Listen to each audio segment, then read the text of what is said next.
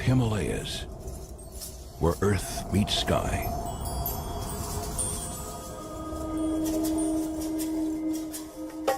Prowling this broken landscape is one of the most rarely seen creatures on earth, the snow leopard.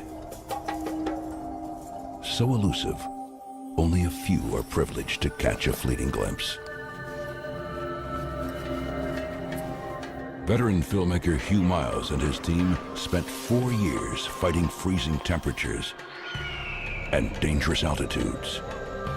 Sometimes these mountains can seem cruel, and the sub-zero temperatures feel unrelenting. Their dogged determination is rewarded with never-before-seen footage. But glimpse it for a moment, and then it's gone.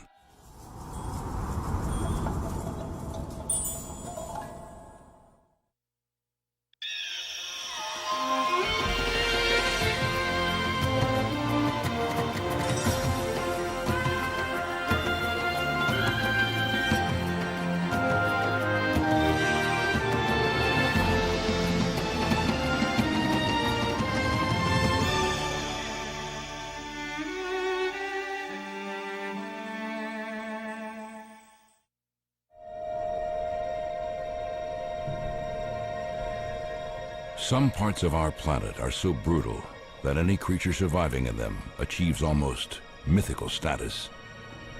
And when a creature thrives in these conditions, it becomes legendary. One such creature lives here, in the world's greatest mountain range. The highest, the most hostile, the Himalayas. Towering above India's northern borders, these unforgiving peaks are its hunting grounds. The creature is a beautiful big cat. Merely to see one is a dream, but to film one, nearly impossible. It's a wildlife filmmaker's holy grail.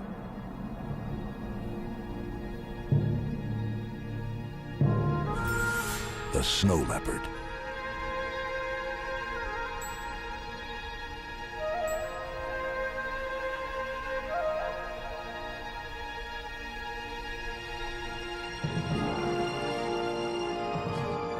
This is the story of two remarkable men who dared to think the impossible.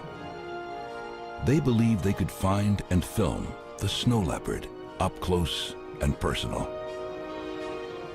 It would take the team 4 years to conquer this Everest of the natural world. Like many mountain adventures, it was a quest that was to end in both tragedy and triumph. But all that was to come as veteran filmmaker Hugh Miles and his team headed into the mountains on their first expedition. I've wanted to make a film about snow leopards for as long as I can remember. Not just because I love cats, but because the bigger the challenge, the greater the rewards. Or so they tell me. Trouble is, I think I'm probably too old to keep climbing these precipitous mountains every day. So I hired wildlife filmmaker Mitchell Kelly to spearhead the challenge. I've been crazy about snow leopards ever since I was a young fella. They're beautiful and they're rugged and they're mysterious. And they must be perhaps the most potent emblem of wildness left on the planet. When you look at terrain like this, you realise why snow leopards are so difficult to film. But it'll be almost impossible to film them alone. So up ahead is Numgill. He's the horseman, and he lives in the village just up valley. And he's an incredible animal spotter. We also have Cheetah as the chief guide, and they've both seen snow leopards quite a few times. These local mountain people are incredible. They're tough, they're resourceful, and they have a great sense of humour. And no doubt they'll need all these qualities before we finish this film. But we need a special place as well as special people if we're to succeed. And we think we have that too. Snow leopard populations are fragmented, and they're thinly distributed throughout the remotest mountains of Central Asia, places like Russia, Mongolia, China and Tibet, right through the Himalaya, and as far west as Pakistan and Afghanistan, possibly over 2 million square miles. But a particularly good place is in the northern Indian state of Jammu and Kashmir, and we're in Ladakh's Hemis National Park, just here. We think this is a good place, not just because of the rugged terrain that the snow leopards use, but because the people who live here do see snow leopards from time to time. How many there are is a mystery which we hope to solve.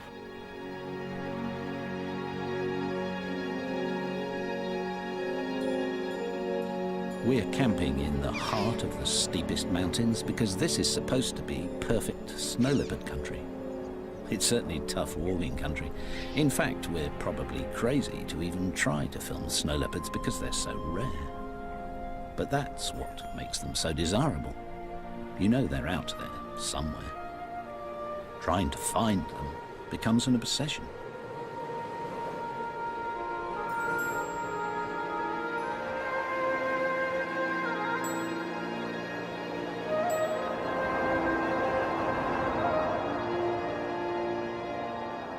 Fortunately, these ghost-like cats leave clues all over the mountains, and helping us understand them is old friend and local snow leopard expert Rinjin Wonchuk. He's a great observer and is already finding signs of the big cats not far from camp. Lovely fresh tracks, just a few hours old. Snow leopards like to keep in touch, so leave messages for each other, and we hope we can learn to read them too. Rinjin tells us that snow leopards need lots of space, so at frequent intervals they scrape up these piles of earth and sometimes pee on them to make sure other cats keep their distance. Surprise meetings might be dangerous, so they also post messages on overhanging rocks by spraying urine. It's strong stuff, so we can smell them too.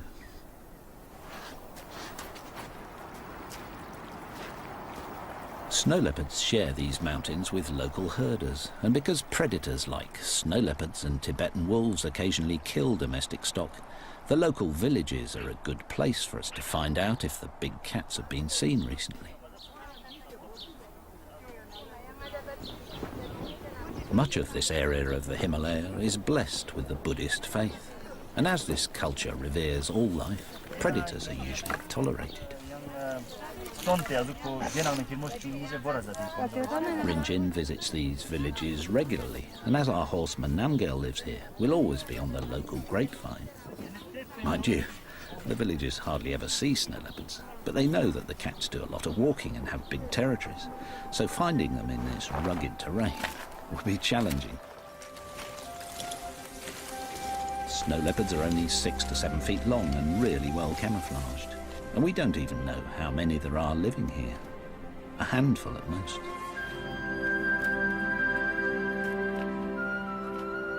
One strategy that might help is to keep an eye on the snow leopard's favourite prey in these parts, the baral, a type of wild sheep.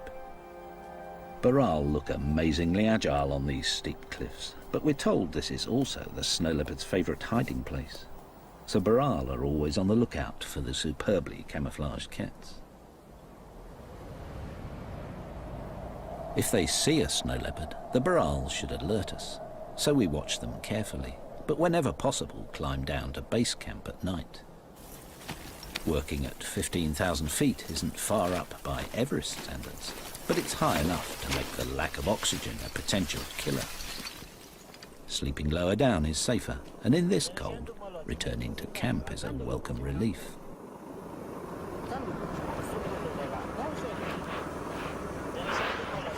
Tasty meals are supplied by our Ladakhi team, giving us all a chance to discuss our strategy. Snow's good though. Good for tracking. Yeah. Be worth trying. Thanks, Sam. No, it's okay. Oh, gotta get out there. The team has a plan, but after just 3 weeks, the high altitude and freezing temperatures are taking their toll. Few have come this close to finding snow leopards before, and they're discovering why.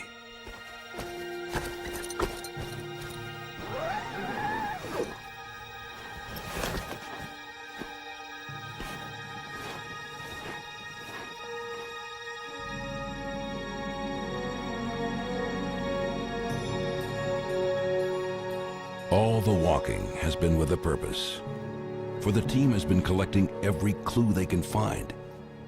It means Mitchell can now get down to some clever detective work and maybe outsmart the snow leopards.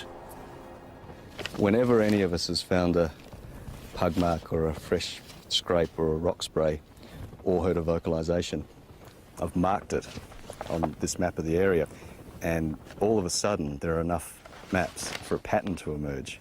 It seems that the snow leopards are favouring just the easiest routes to travel on, and this kind of information is priceless.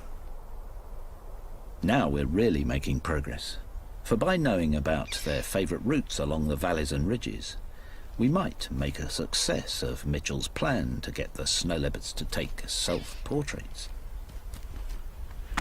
We've brought along some technical trickery, little video cameras that will trigger automatically when and if the cats walk through the beams. They're like a home security system and work day and night. For lighting is provided by an infrared lamp which the cats can't see. So by the time we've buried the cables and hidden the cameras, the snow leopards won't be frightened by them. Well, we hope not. Yeah, that's triggered. That's nice. You should be able to see the snow leopards coming up the valley and right past the camera.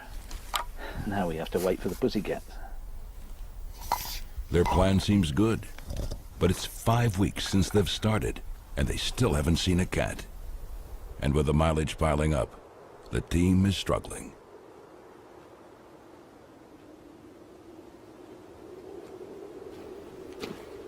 We've all been walking for 13 consecutive days without exposing a single frame of film.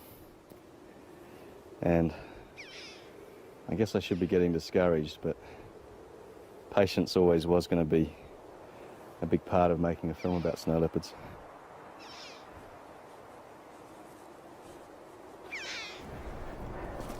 At this altitude, there's only half as much oxygen available to your heart and lungs. Trying to learn to think like a snow leopard. Just wish I could breathe like one.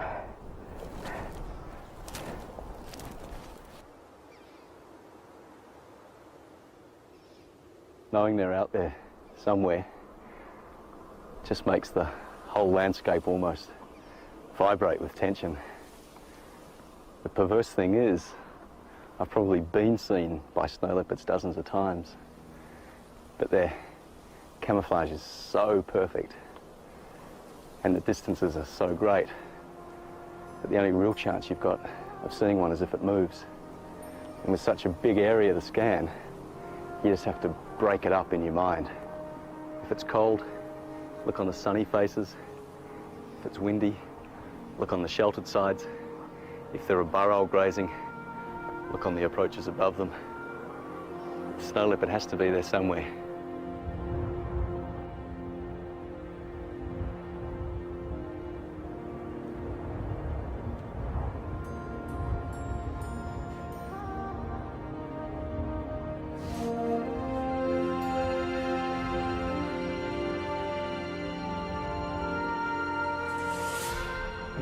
There it is. Snow leopard. That tiny speck on the side of the mountain. That's a wild snow leopard. What a beautiful cat. This makes all the hard work worth it. What a magical sight. It's the crucial breakthrough the expedition needed. Mitchell's first tantalizing sight of a snow leopard. Immediately, they want more. Something much closer. But have the remote cameras worked? Nice fresh pug marks. And a fresh scrape. We've had so many false hopes when cats have come past and the technology's let us down, like flat batteries and digital breakup due to the cold. It's got frustrating, but rewind the tape and see whether we got lucky this time. The problem with remote cameras is that they're non-selective. And as the snow leopards share these tracks with the locals, we capture plenty of useless images. We just rewind the tapes to use them again and hope for better luck. Oh, we have got lucky. It's a snow leopard.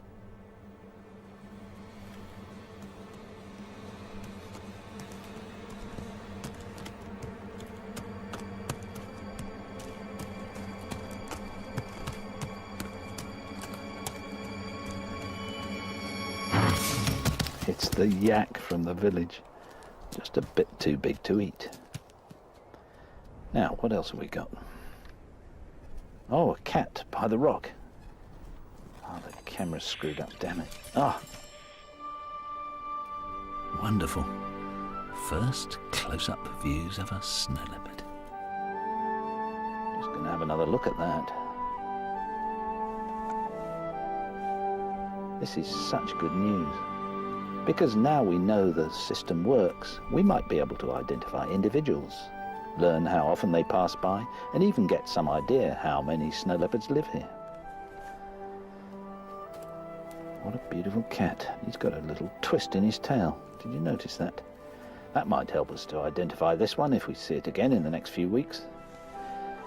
Great. Let's see if we can get another one. Rinchen suspects that this flat rock is an important snow leopard signpost, and after a few days, we get our first hit, a chuck or partridge. And a couple of days later, this magnificent cat. And for the first time ever, a snow leopard is recorded visiting and refreshing a rock scent. This is magical. It's becoming clear that this smelling and face rubbing allows each snow leopard to know who went past and how long ago. And spraying their own urine under the rock is a calling card, enabling them to keep in touch. The scent's pungent and long-lasting. We move the camera around, and 4 days later, another snow leopard visits the rock. We're discovering that each cat comes by about every 3 to 10 days. There's so little to eat here that they have to share home ranges, but meeting could be dangerous, so these rock sprays help to keep them apart.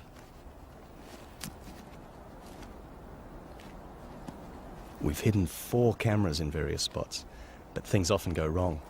This tentative snow leopard took so long to approach that the camera turns off just after it enters frame. A real breakthrough comes when this female leads 2 young snow leopards through the shot. A breeding age female is terrific news. Since her youngsters are about a year old, it would be reasonable to hope for a litter of little cubs in about 18 months' time, and that would be a real prize. We're excited to be getting such lovely pictures of the cats, and we hope that these images will help us to identify individuals from the patterns on their beautiful coats. But it's proving tricky. They say a leopard never changes its spots, but snow leopards do, especially when they're walking, because their thick fur moves so much.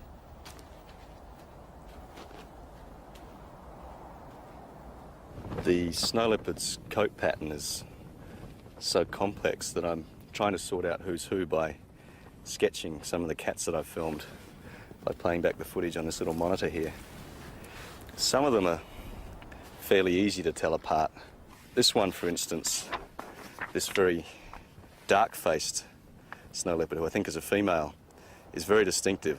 So I think if we see her again, she should be reasonably easy to identify. And this might be the same cat, but these distance shots are too far for identification of individuals. Experience is showing us that we can safely creep the cameras in closer to the snow leopards without disturbing them. By rewinding the image, we can determine where to move in for more detail.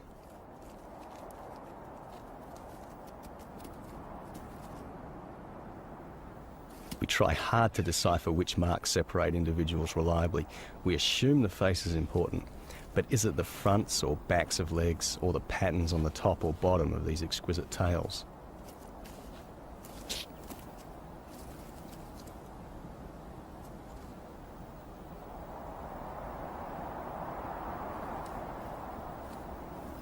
We begin to see this guy quite often, a male because of his bulk and his wide head.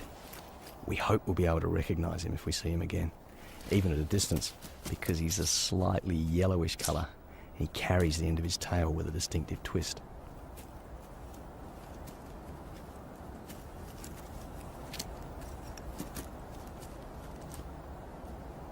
It's great the technology works, and the pictures are lovely, but we really need IDs if we're to follow the cats and film more intimate behaviour.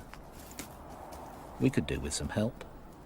And we have the perfect person in Rodney Jackson, director of the Snow Leopard Conservancy and one of the world's leading experts on this elusive cat. Okay, good sight. With the help of our friend Rinchin, he's now attempting to census all the cats in our corner of Ladak's Hemis National Park. Rodney hopes individual snow leopards can be identified from still photographs of their lovely coat patterns. We have only 4 cameras. Rodney has 30. But it'll still take months to accumulate enough pictures. Okay, Winston, let's try. So we'll have to be patient. Did that work? Great, really nice.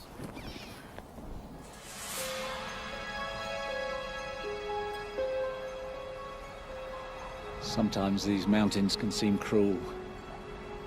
We're living up here at 12,000 feet for weeks on end, and the sub-zero temperatures feel unrelenting. And then, every time we want to film a snow leopard, it seems to involve a really grueling climb of up to 3 hours. But the other day I was amused to see that we weren't alone in finding this place hard. I was watching a snow leopard climbing up this ridge, and it kept on having to stop to catch its breath. We know we'll need a lot of luck if we're to achieve one of our main aims, to film snow leopards hunting. So we're keen to keep tabs on this cat. But snow is a problem. It's dangerous for us to follow the cat on slippery slopes. And difficult for the snow leopard too, because its camouflage doesn't work so well when it's walking over snow.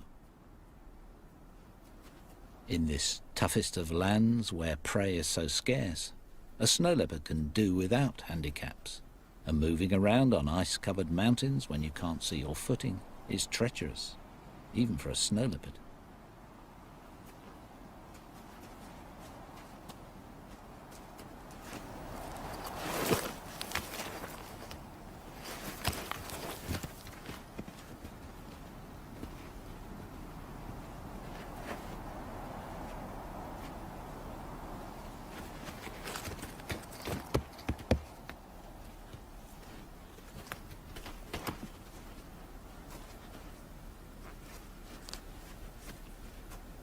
Despite the conditions, snow leopards have to keep travelling, not just to find prey, but to mark their home ranges. When it's snowed, it's easy to see how overhanging rocks provide protection for the messages left underneath by each passing cat.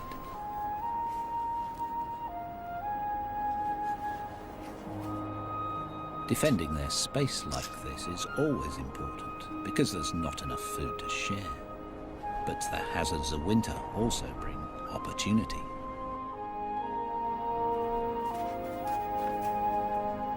It's a big chance for Hugh and his team, too.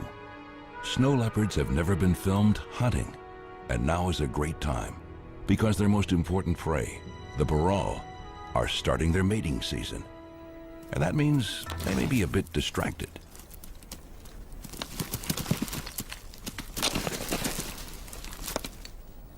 Most of the time the burrell are super vigilant, but when they're rutting like this, the burrell lose a lot of their caution. And if I was a snow leopard, I'd be watching the burrell rut very carefully.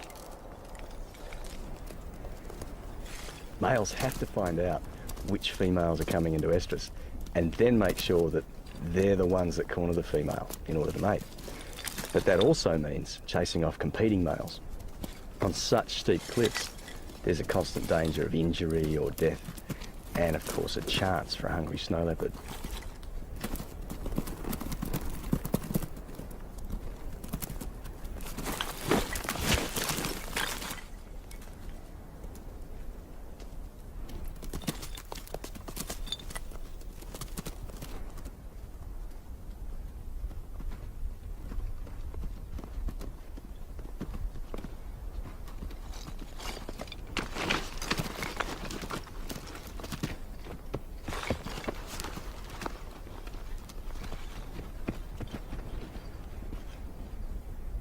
After the rut, the snow leopard's chances of hunting success increase still further because the male Baral are exhausted and must find food to replenish their wasted bodies. The snow leopards keep a close eye on them, but must still mark their home ranges to protect their space.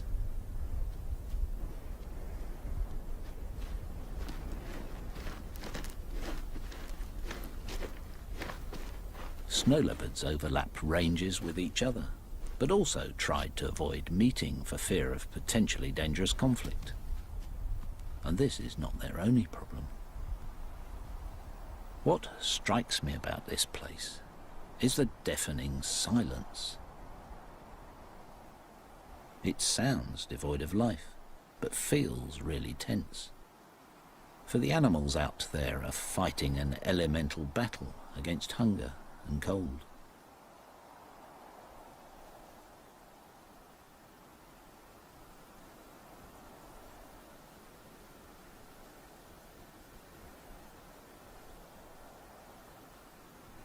When it's so quiet, it must be tough for a snow leopard to stalk a Baral. The cliffs are so steep that one carelessly placed paw could dislodge a rock and alert his prey.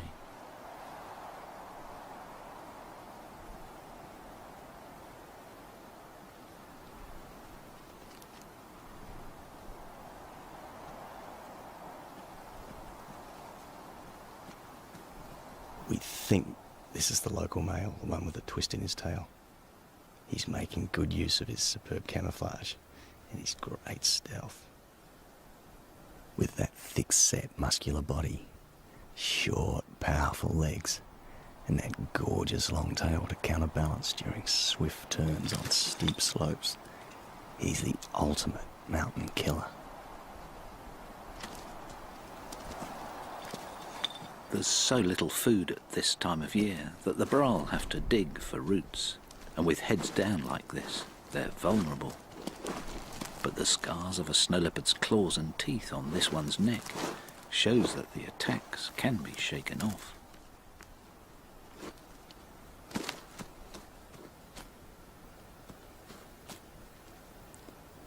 Snow leopards have been known to kill prey 3 times their own weight. This male weighs about 100 pounds, and to aid acceleration, he'll most likely attack from above, but only if he can get close enough to the Baral.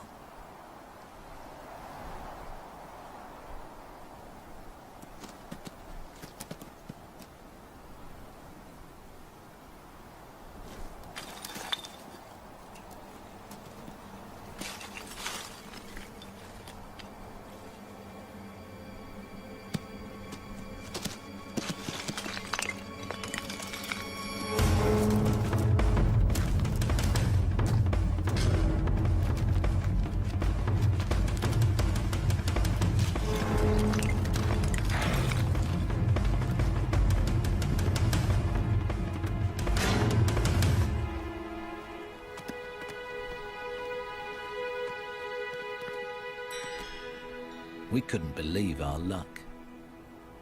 We'd started out thinking we'd be lucky to even see a snow leopard, and Mitchell had just filmed the first ever shots of one hunting. It's a great step forward.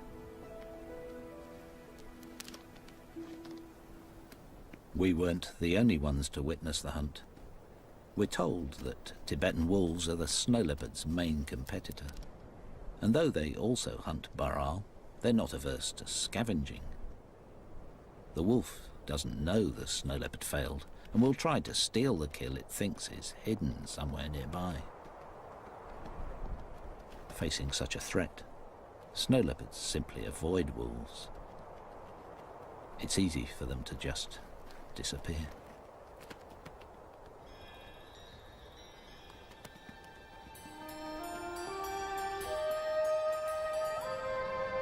Winters here are long and hard. Summers all too brief. The growing season is short. The only moisture provided by melting snow and a sprinkle from India's monsoon rains. The Baral climb higher, followed by snow leopards, And since one of our ambitions is to film snow leopard cubs, and they're born in the summer, Mitchell goes up searching for them. One of the best places to look for snow leopards in summer is a marmot colony. These plump rodents hibernate in burrows in winter, but as the snow melts, they emerge to become prey for snow leopards. Marmots are also a favourite prey of golden eagles. Living in a place where food is scarce, marmots make a tasty meal, so are always wary and alert. But they must eat too, for summer's new growth provides the fat to survive the long winters. They just have to risk exposure to attack.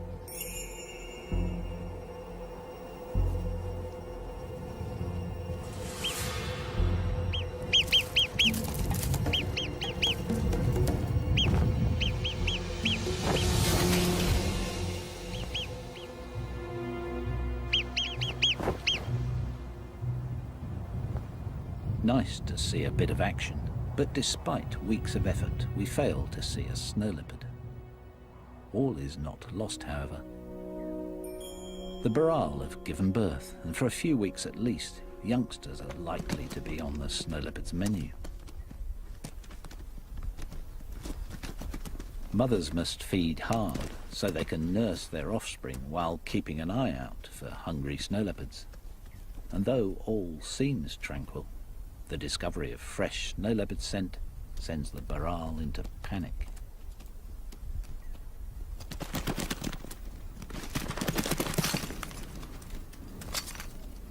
At the slightest hint of a snow leopard's presence, the youngsters are programmed by evolution to run for cover on the cliffs. Even if this is where the snow leopards would most likely be hiding. But if they are, we aren't seeing them. In fact, Mitchell's been trying for several months to get the cats more confident by leaving his human scent on remote cameras nearby. We feared the technique might have frightened them off. We were wrong. Well, after all the frustrations and the bad weather, we've finally broken the drought, and we've filmed a snow leopard in summer. The plan that I had to start to get the snow leopards used to my presence has paid off with spectacular results. I think it's the two cubs we filmed last winter.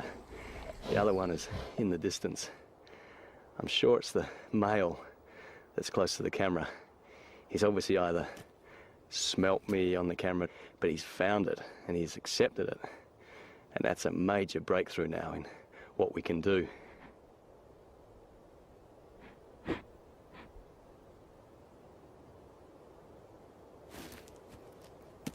This young male's a magnificent young snow leopard. He's got so much spunk. I've got to rewind this and look at this again, because this interaction with the camera is gorgeous.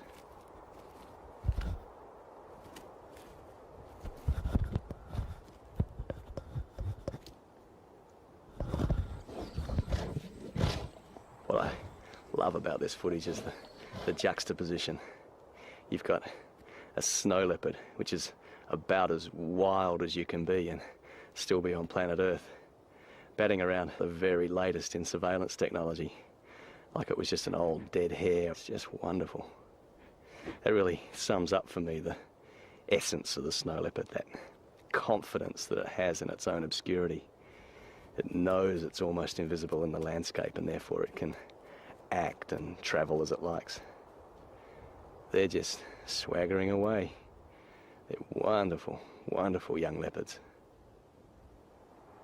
Not quite the young cubs we hoped for, but a great pair of teenagers, and according to the locals, just the age when they might get into trouble.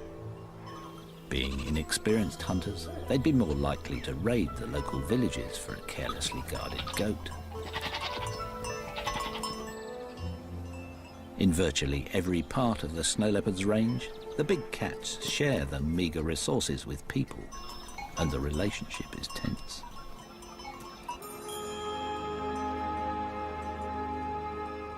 Snow leopards do occasionally kill domestic stock, and life is tough enough for these mountain people without losing their valuable animals. So they sometimes kill the big cats.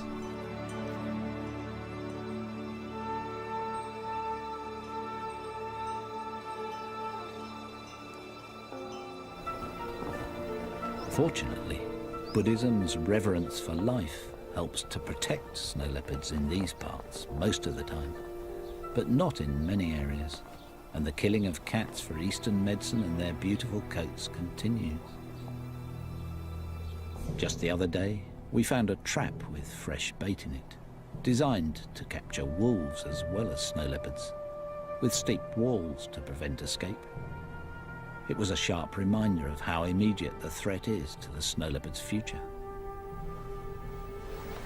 It's thought that fewer than 5,000 snow leopards survive in the wild, and this number is falling, so they're officially designated as endangered. If herders lose valuable animals to snow leopards, they'll only be conserved if people are tolerant. So much of Rodney and Rinchin's work involves building local support, and Rinchin visits remote villages all over Ladakh.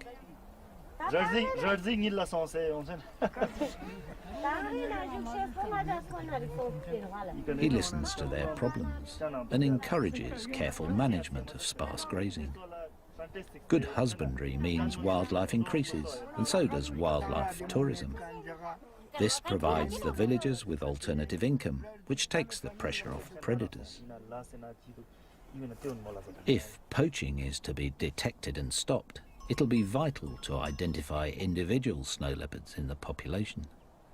That's one of Rodney and Rinchin's goals with their camera traps, and it's our hope that the information they've been collecting will help us track the leopards and film their most intimate behaviour. So this is your study area, is it, Rodney? Yes, covers an area of about 100 square kilometres. Oh, I see, the whole watershed, and camp's here, isn't it? Right, that's our camp.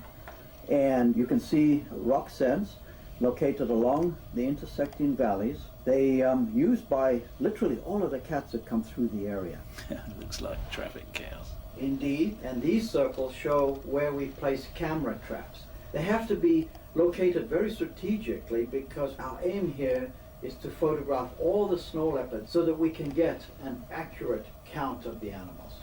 And how many different cats have you identified? To date, we've identified 5 resident cats and maybe another 2 to 3 transient animals. Great pictures.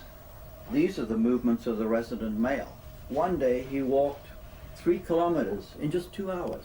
Goodness, impressive. We call him Mi'kmaq, Ladakhi for red eye, from the fact that he has a scar above his right eye, probably inflicted by another male.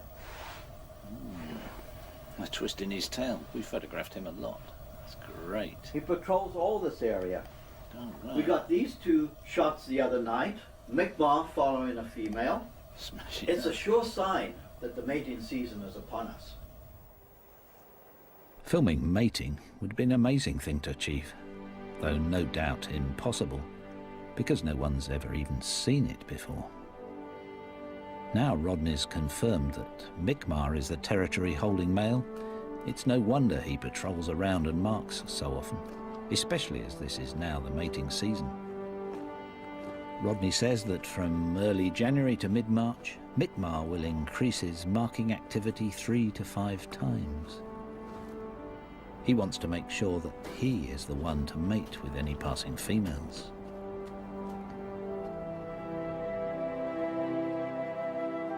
Spray rocks now take on a whole new significance. This is our local female called Dolma, and if she's coming into breeding condition, she'll want Mi'kmaq to know about it. Dolma's urine carries the vital information. Her normal message of keep away has now become you're welcome to approach. And next day, Mi'kmaq is on her trail. Snow leopards are normally 3 days to a week's walk away from each other. Now he's only 3 hours behind her, and next night he goes to the spray rock to pick up Dolma's message.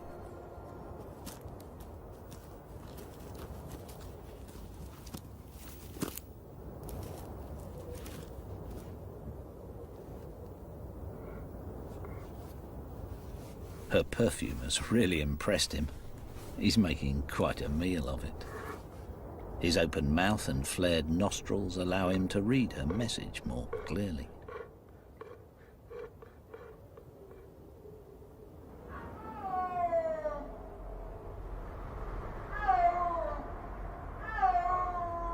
That's a snow leopard calling.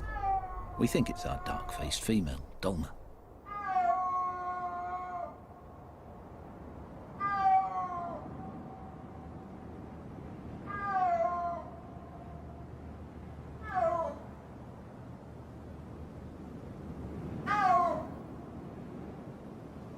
She's been calling from that ridgetop since before dawn. This is the only time of year adult snow leopards call to each other. For the rest of the year, all the scrapes and sprays are saying, stay away from me. And now all of a sudden it's, here I am, come and join me. She's chosen a brilliant spot, these cliffs, to bounce the sound off. And these three valleys to the north, the south, and one behind me to funnel the sound further. Clever girl. She's using the very shape of the mountains themselves to overcome their scale.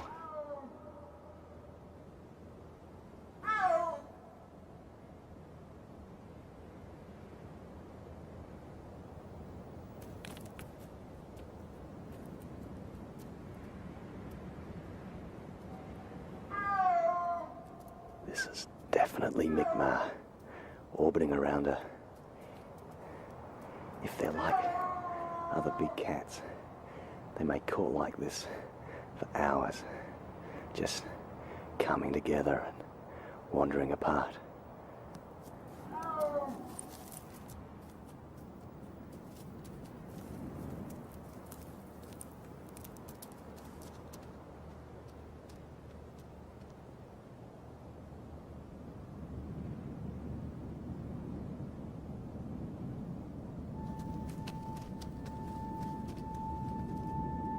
No one's ever seen a wild mating before, so I just don't know what to expect.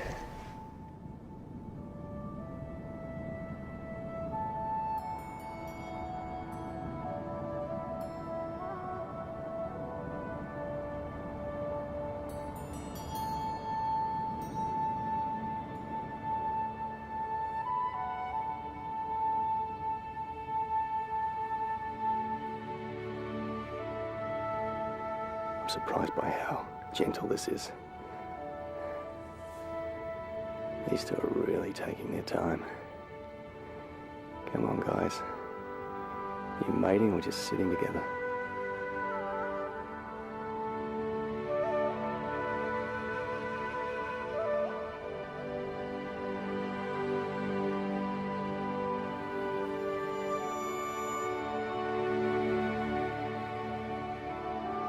Now that's definitely mating. Fantastic. We need all the new snow leopards we can get. It's pretty amazing to film something that hasn't even been seen before. Difficult to believe, really. But can we find the resulting cubs? After this success, Mitchell is feeling more confident. For the first time since starting, I finally feel like we're starting to get somewhere in trying to think like the snow leopards and trying to use the terrain like they would.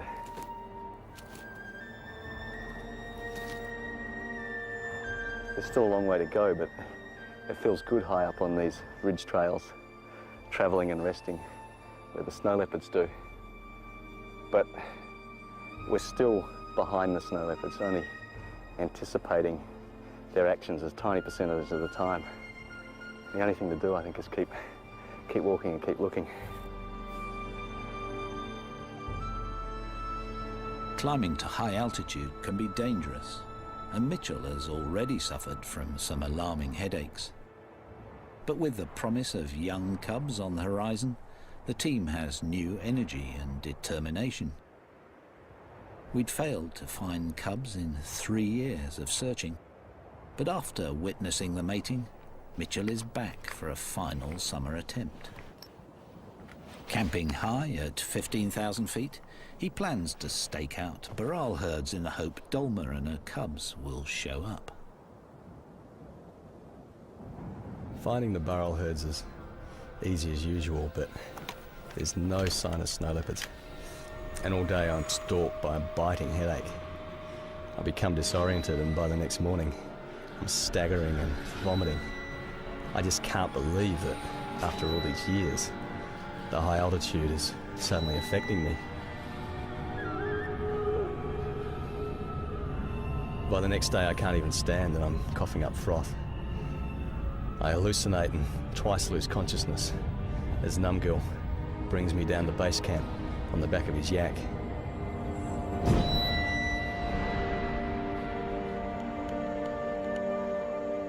Mitchell's final attempt to find small cubs nearly ends in disaster. He's close to death from acute mountain sickness. It is crucial that he be transported to a lower altitude if he is to survive. He's evacuated to the nearest hospital.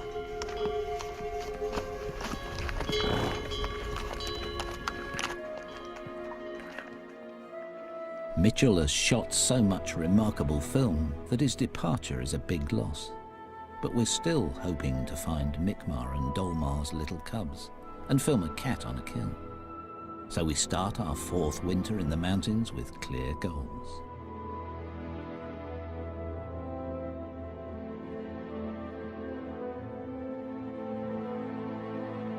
Mitchell has made a good recovery after leaving hospital, but is unable to return to altitude just yet.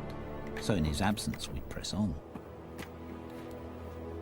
One of our camera sites is on a high ridge, and after a 2-year wait, Mitchell will be delighted to know that a cat has finally visited his favourite spot. Mitchell calls this the menu site, because snow leopards can survey this lovely landscape from up here and decide what they'll kill for their next meal. We're still determined to film those little cubs, or even a snow leopard feeding on a kill, and fresh snowfall is giving us a head start. We find Mi'kmaq out patrolling his territory. He seems casual in his movements, unconcerned as he spooks the herds of Baral. Wondering what he's up to, we pick up his tracks and follow him up one of his favourite valleys, hoping he'll lead us to cubs or a kill. And he does. We've obviously disturbed him off this dead Baral, and in a panic quickly snatch a few video shots of the carcass because we've spotted him up on a ridge.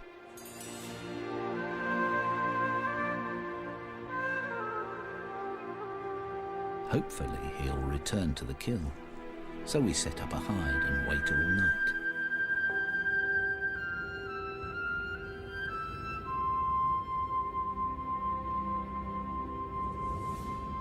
At dawn, we spot Mi'kmaq on guard nearby. He seems too fat to bother chasing scavengers away, so a fox takes its chance to snatch a few morsels, burying them to create a larder for the hard times ahead.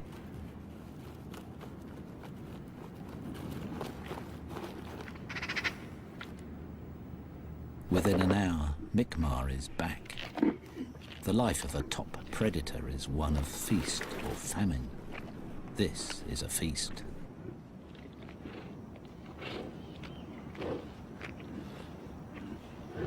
No doubt Mi'kmaq is relieved to get a good feed, and we're relieved too. For after 4 years, we finally have our close-up shots of a snow leopard feeding on a wild Baral kill. It's a privilege and a rare sight. In fact, it's difficult to express what a thrill it is to get probably the closest film ever taken of a wild snow leopard. There's also a sense of fulfillment, because over the years we've got to know a snow leopard well enough to give him a name. And Rodney's confirmed that Mi'kmaq is just one of 5 local cats, with about 3 other transients identified too. It's these interlopers that Mi'kmaq has to keep out, and his scarred face suggests he's had a long and violent life protecting his patch.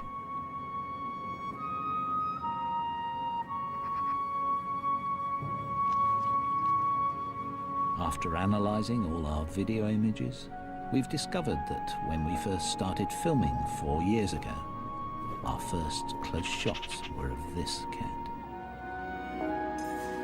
It's nice to know that Mick Marr and the team go back a long way.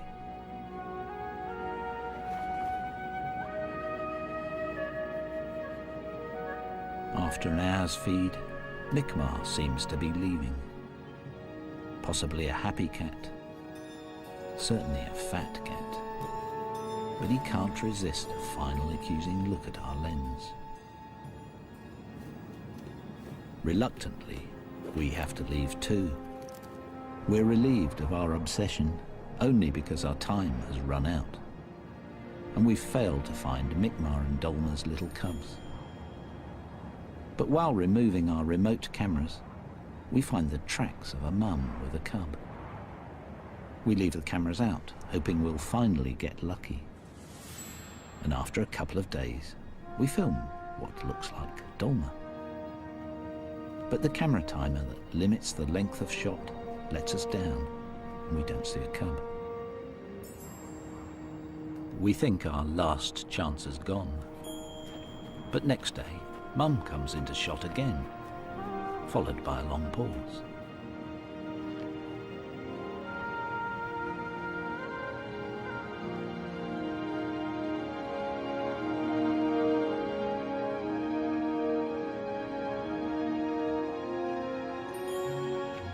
After 4 years, we finally have our picture of a fluffy little snow leopard cub. Then it vanishes, like a ghost, as if to convince us that snow leopards really are impossible. The elusive cat has finally beaten us, for we haven't filmed a successful hunt or a mum with little cubs. But I guess that's how it should be. For 4 years, Hugh Miles, Mitchell Kelly, and their team have tracked these beautiful cats across the roof of the world. They've brought back the most remarkable images ever seen of snow leopards. But despite their success, they've given us just a tantalizing glimpse. Protected by this fortress of mountains, the snow leopard's veil of secrecy still remains, and much of their elusive lives continues to be a mystery.